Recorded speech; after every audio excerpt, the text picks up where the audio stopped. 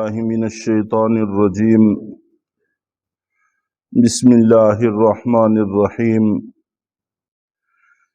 وَمَكَرُوا وَمَكَرَ اللَّهُ وَاللَّهُ خَيْرُ الْمَاكِرِينَ۔ اور ان یہود نے حضرت عیسیٰ علیہ السلام کے خلاف خفیہ تدبیریں کیں، اور اللہ رب العزت نے بھی خفیہ تدبیر کی، اور اللہ تعالیٰ بہترین تدبیر کرنے والے ہیں۔ مکر عربی زبان کا لفظ ہے، اور یہ قرآن پاک کے ان الفاظ میں سے ہے کہ جن کو لے کر بہت سارے لوگ قرآن پاک پر اعتراض کرتے ہیں اور قرآن پاک کی حقانیت پر انگلی اٹھانے کی کوشش کرتے ہیں۔ وہ لفظ عربی کا پڑھتے ہیں اور معنی اپنی طرف سے ڈالتے ہیں، اور اعتراض پھر قرآن پر اور اسلام پر رکھتے ہیں۔ اس لیے قرآن اور احادیث اور دین اسلام کو سمجھنے کے لیے اپنے اسلاف کو کبھی نظر انداز نہیں کرنا چاہیے۔ دیکھنا چاہیے کہ ہمارے بڑوں نے، ہمارے پہلوں نے اس لفظ کا کیا معنی بیان کیا ہے۔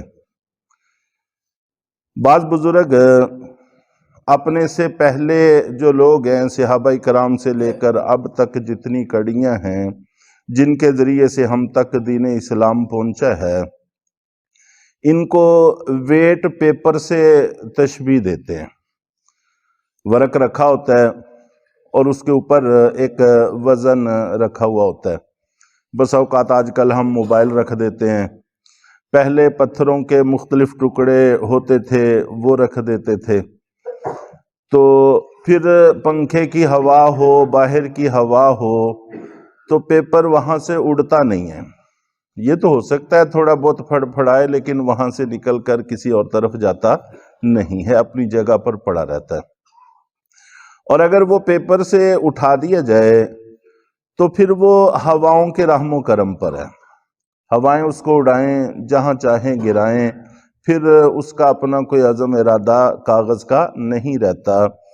اس لیے اپنے بڑوں اور اپنے پہلوں کے ساتھ وابستہ رہنا اور جڑے رہنا یہ بے حد ضروری ہوتا ہے۔ تو بہرحال یہ عربی کا لفظ ہے جس کا معنی ہے خفیہ تدبیر کرنا، اور یہ تدبیر اچھی بھی ہو سکتی ہے، بری بھی ہو سکتی ہے۔ اگر تدبیر کا مقصد برا ہے تو وہ تدبیر بری ہوگی، اور اگر اس کا مقصد اچھا ہے تو وہ تدبیر اچھی ہوگی۔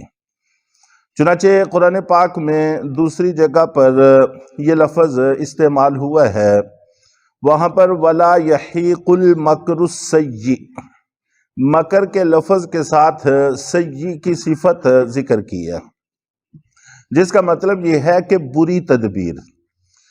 تو اگر مکر کے اندر دو امکان نہ ہوتے اچھے اور برے ہونے کے، تو پھر آگے سیئ کی صفت ذکر کرنے کی ضرورت نہیں تھی کہ یہ کفار لوگ بری تدبیریں کرتے ہیں، تو اس بری ہونے کو بیان کرنے کے لیے سیئ کے لفظ کا اضافہ کیا گیا ہے۔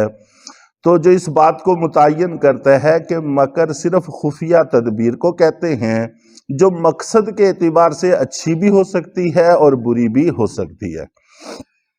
بخلاف ہماری اردو کی زبان کے کہ اس میں مکر سازش کے معنی میں استعمال ہوتا ہے اور بری تدبیر کے معنی میں استعمال ہوتا ہے، دھوکہ، فراڈ، فریب، ان معنوں میں استعمال ہوتا ہے۔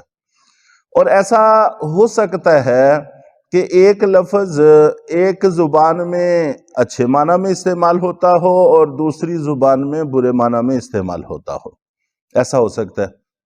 چنانچہ ہمارے ہاں فرمانا یا ارشاد، یہ الفاظ استعمال کیے جاتے ہیں تعظیم کے لیے کہ آپ فرمائیں، ارشاد ہو، جبکہ بکنا یہ گالی کے معنی میں استعمال ہوتا ہے. کسی کو کہیں کہ کیا بک رہے ہو تو یہ وہ آدمی ناراض ہوگا کہ مجھے گالی دی ہے، میری توہین کی ہے، میرے ساتھ زیادتی کی ہے. قدرت اللہ شہاب یہ ہمارے پاکستان کی تاریخ کے ایک آدمی ہوئے ہیں، ان کی کتاب ہے شہاب نامہ، اس میں انہوں نے اپنا واقعہ لکھا ہے. وہ چونکہ اردو ادب سے بھی تعلق رکھتے تھے، ایک مجلس مشاعرہ میں شریک ہوئے تو وہاں پر وہ کہتے کہ میں نے حیرت مجھے ہوئی کہ وہ سکھوں کا ماحول تھا، اور وہ جب کسی بھی شاعر کو دعوت دیتے تو کہتے کہ یہ کبیتا بکیں گے. تو ہم تو وہ کہتے میں بڑا حیران ہوا کہ بکیں گے یہ تو گالی ہے اور یہ کیا کہتے جا رہے ہیں. تو ساتھ والے نے میری حیرانگی محسوس کر کے مجھے بتایا کہ یہ بکنا فرمانے کے معنی میں استعمال ہو رہا ہے. اب ماحول بھی ایک ہی ہے، زبان بھی ایک ہی ہے، صرف جگہ کے بدلنے سے ایک لفظ ایک جگہ پر بطور گالی کے استعمال ہو رہا ہے اور دوسری جگہ پر بڑی عزت کے معنی میں استعمال ہو رہا ہے. فرمائیے، ارشاد کیجئے. تو ارشاد فرمائیں گے، اس قسم کے معنی میں استعمال ہو رہا ہے. اور ایسی بے شمار مثالیں ہیں جو ہماری نظروں سے گزرتی رہتی ہیں کہ ایک لفظ ایک زبان میں اچھے معنی میں استعمال ہوتا ہے اور دوسری زبان میں اور معنی میں استعمال ہوتا ہے. یہاں پر بھی غلطی اسی وقت لگتی ہے کہ ہم لفظ تو قرآن کا پڑھتے ہیں اور معنی اپنی زبان کا ڈال لیتے ہیں، تو اس وقت غلطی لگ جاتی ہے اور پھر انسان بہک جاتا ہے. تو ماکر یہ خفیہ تدبیر کو کہتے ہیں. تو کفار نے بھی حضرت عیسیٰ علیہ السلام کے خلاف خفیہ تدبیر کی، اور اللہ رب العزت نے ان کفار کے خلاف بھی خفیہ تدبیر کی.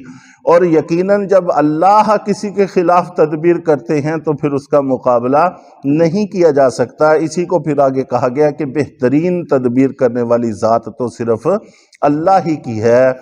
چنانچہ حضرت عیسیٰ علیہ السلام کے خلاف یہود نے سازش کی، اور یہ فلسطین کا علاقہ یہ سارا شام کہلاتا تھا، اور بہت عرصہ قریب تک یہ سارا علاقہ شام کا علاقہ تصور کیا جاتا تھا، اور یہ روم کے زیر تسلط تھا، روم کا ایک صوبہ تھا.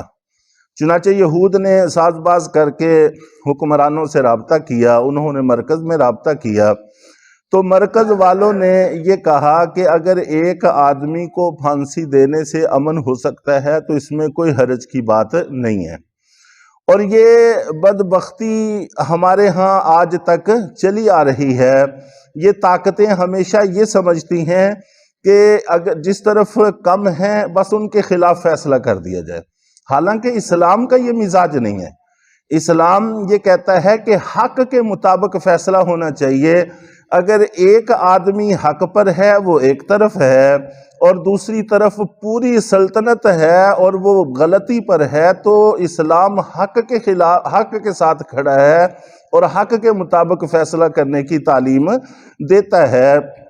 طاقتور کے حق میں، کثرت کے حق میں فیصلہ دینا یہ اسلام کا مزاج نہیں ہے. چنانچہ اسلام میں ایسی کتنی ہی مثالیں ہیں کہ ایک طرف امیر المومنین ہیں، خلیفۃ المسلمین ہیں، اور لاکھوں مربع میل پر حکومت کرنے والے شخص کھڑے ہیں، اور دوسری طرف ایک یہودی ہے، ایک غیر مسلم ہے، ایک غریب آدمی ہے.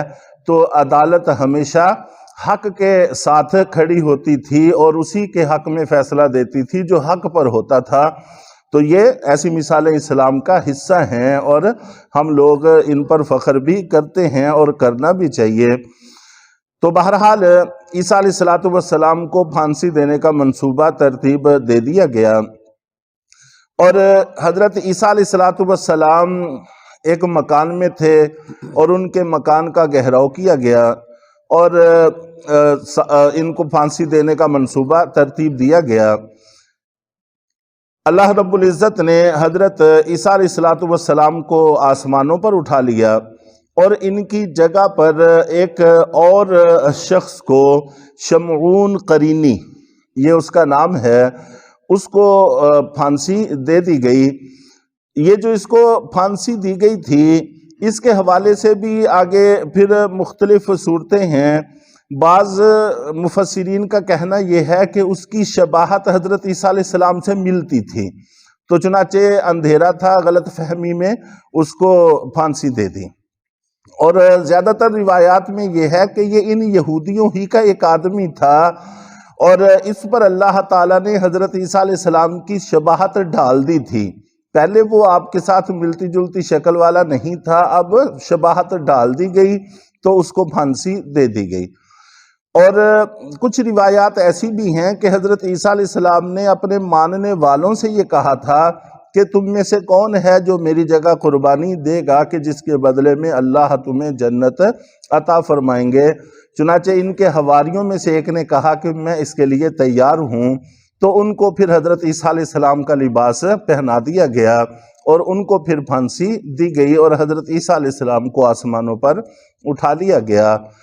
تو اور پھر انشاءاللہ قرب قیامت میں حضرت عیسیٰ علیہ السلام تشریف لائیں گے، اور لانے کے بعد پھر یہود کو بھی قتل کریں گے، اور عیسائیوں کو بھی جو ہدایت پر آ جائیں گے تو ہدایت پر آ جائیں گے، جو نہیں آئیں گے وہ بھی مارے جائیں گے اور صلیب کو توڑیں گے، اور ان کو بتائیں گے کہ اصل عبادت تو اللہ ہی کی ہے۔